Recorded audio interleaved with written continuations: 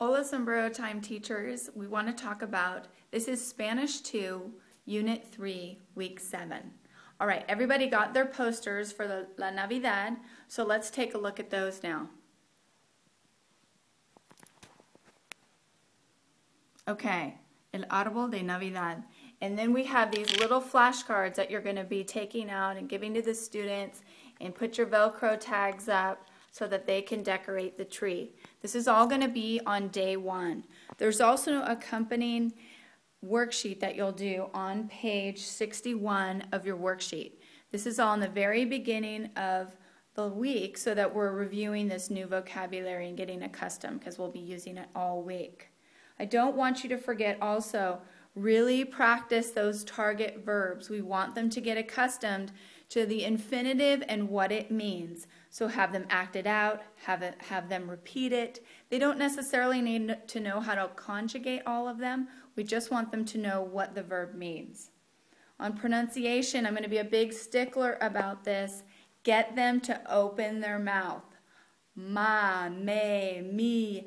Over-enunciate when you're doing the activities so that when you're just having conversation and asking questions and practicing words later in the vocabulary development piece, when they under-enunciate, it still sounds good. We got to get them to cut the mumbling habit that they have, because we can do that in English and get away with it. We can't do that in Spanish. So get them to really enunciate. Also, during calendar time, I really want you to sit on ¿Qué hora es? Make sure that you're distinguishing between es la una y media, and then the rest of them, which are plural. Son las dos y media. If you didn't get to page 58 in your workbook, you want to hit that this week too. Make sure that you're doing that.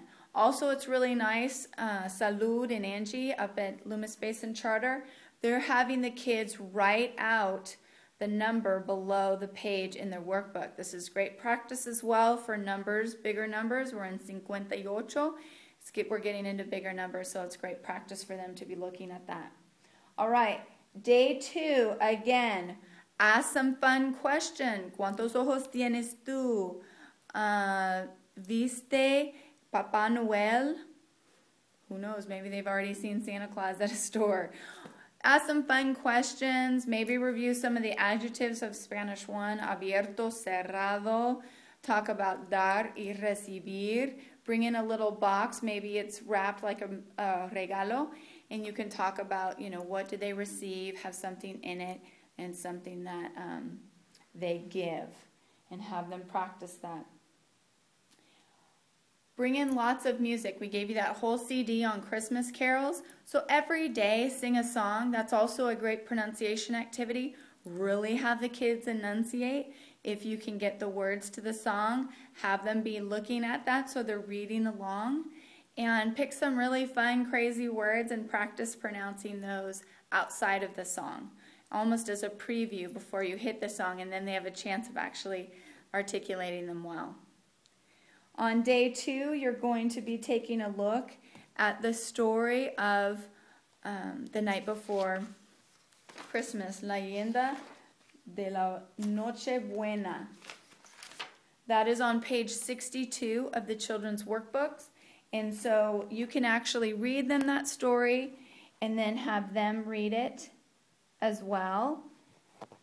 Go ahead and maybe have them act that out. Have fun with this. Go ahead and give them the opportunity to do a couple of different things with the story so that they understand what's happening. This is a big part of the Hispanic population's culture around Christmas. Okay, day 3. Now, if you only have 3 days to get through the curriculum, you can take out the comparison. The vocabulary development piece on day 3 is really looking at custom and culture and kind of comparing the United States to the Spanish-speaking world and their Dia de los Magos or Dia de los Reyes. And we can cut that if you don't have that day. But if you do, take the opportunity to really do a cultural awareness a cultural awareness discussion around the different traditions from there and here.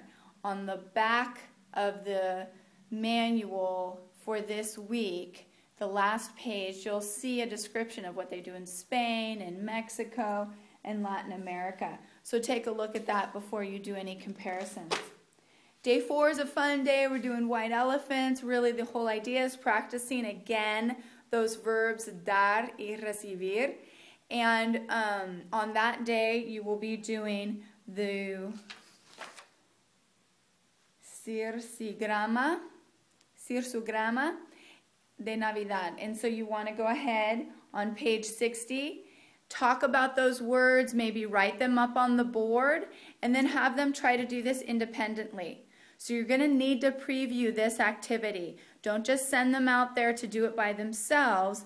And I kind of would like you to use this as an assessment piece. Have I really taught the vocabulary? So maybe before you even have them bring out their workbooks, go through these descriptions.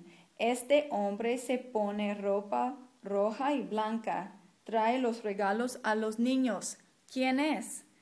And then write together, maybe even have them use their syllabic awareness from pronunciation to write up the word Papa Noel, and then you just leave that there and up on the board, the words that they're going to need to fill out the word search. So go ahead then and give them some independent time to complete the worksheet. Now this could be quite a long activity if you want it to, or if you really want to spend more time in the conversational piece of the white elephant time, the gift exchange at the end, then you can do that as well.